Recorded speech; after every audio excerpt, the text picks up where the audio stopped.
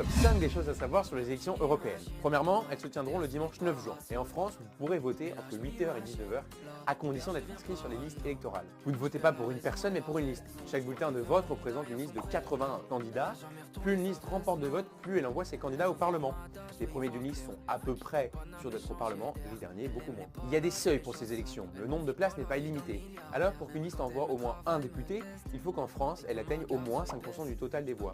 Mais ce seuil n'est pas le même partout. D'autres pays comme l'Espagne n'en ont pas, et d'autres ont des seuils plus faibles, comme l'Allemagne. 4. Une fois élus, les différents partis vont rejoindre des méga-partis, les groupes politiques. Il y en a en tout 7 qui vont de l'extrême gauche à l'extrême droite. Se retrouvent dans ces groupes les mouvements politiques de chaque pays européen qui ont à peu près la même sensibilité. C'est ainsi qu'au sein du groupe d'extrême droite Identité et Démocratie se retrouve le RN français et l'AfD allemande. 5. Enfin, les eurodéputés sont élus pour 5 ans. Au cours de ces 5 ans, le travail n'est pas toujours très visible, mais pourtant très présent dans la vie des Européens.